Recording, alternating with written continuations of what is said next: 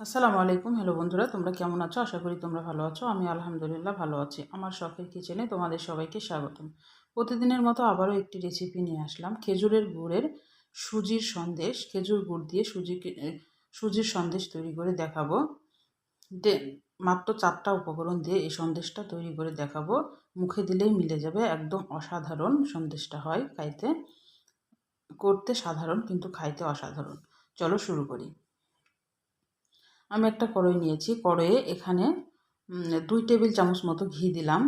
বড় চামচের 2 টেবিল চামচ মতো ঘি দিলাম।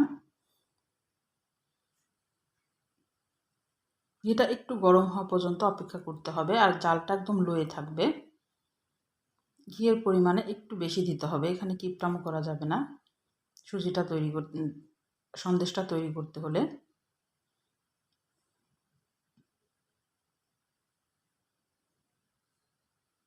এবার সুজি নিলাম হাফ, মানে একটা বাটির, 1 বাটির একটু কম নিয়েছি।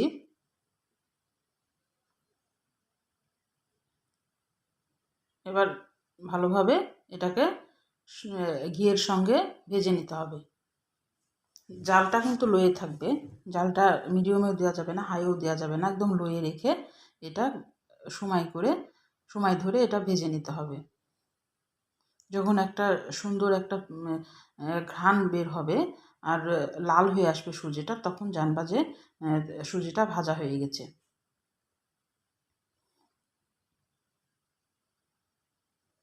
আমি 5-7 মিনিট মতো ধরে সুজিটা ভেজে নিয়েছি, একদম লো আছে। জালটা অবশ্যই লোয়ে রাখতে হবে, নাহলে সুজিটা পুড়ে যাবে। একদম সর্বোচ্চ যে লোটা আছে সেই লোয়ে রাখতে হবে।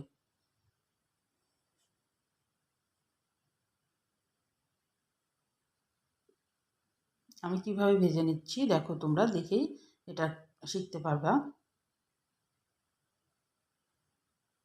জিনিসটা সাধারণ কিন্তু খাইতে অসাধারণ লাগে, অনেক মজা লাগে খাইতে।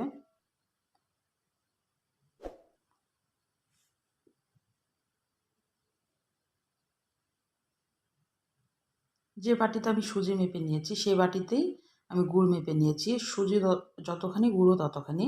আর তার অর্ধেক আমি একটু পানি দিলাম, গুড়ের অর্ধেক পানি দিলাম। যে যেটাতে সুজি মেপে নিবা সেটাতেই সেই পরিমাণে গুড় হোক চিনি হোক এটা নিতে হবে, তাহলে একদম মিষ্টিটা পারফেক্ট হবে। এবার ভালোভাবে গুড়ের সাথে নেড়ে নিতে হবে। আমি একটু পানি দিলাম এই কারণে, যেহেতু গুড়টা পুড়ে যেতে পারে, এই কারণে একটু পানি দিয়েছি।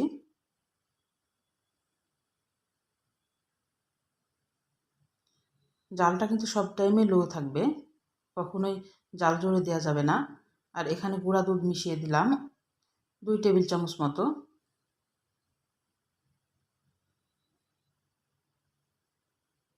এটা ভালোভাবে নেড়ে একদম পাক নিয়ে মানে পাক নিয়ে আসতে হবে একদম, মানে কড়াইয়ের গায়ে যেন লেগে না থাকে, উঠে উঠে আসে, তখন জানবা যে এটা হয়ে গেছে।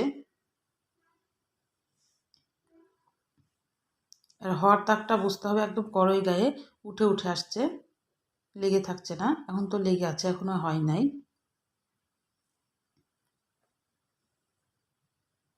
আর এই টাইমও জোরে জাল দেওয়া যাবে না, লো আঁচে রাখতে হবে, এটা আস্তে আস্তে হবে।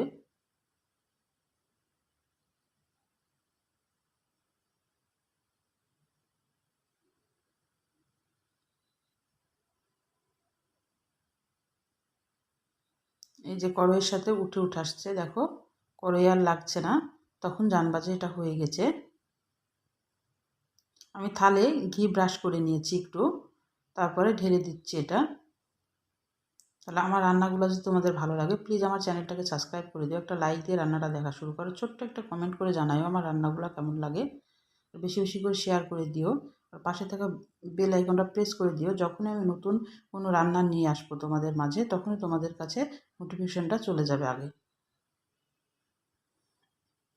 এটা ভালোভাবে সমান করে এখন এটা 20 মিনিট মতো আমি এটাকে ঠান্ডা হতে দিব, তারপরে তোমাদের কেটে আমি পরিবেশন করে দেখাবো। 20 মিনিট মতো রাখলেই, ঠান্ডা হলেই এটা সেট হয়ে যাবে। তোমরা যে কোনো পাত্রে এটা জমাতে পারো, আমি থালে একটু জমাইলাম। 20 মিনিট পর তোমাদের কেটে দেখাচ্ছি।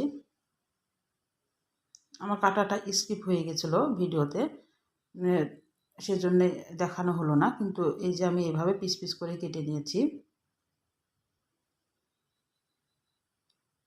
সন্দেশটা কিন্তু মুখে দিলেই মিলে যাবে, অনেক টেস্টি হয়েছিল।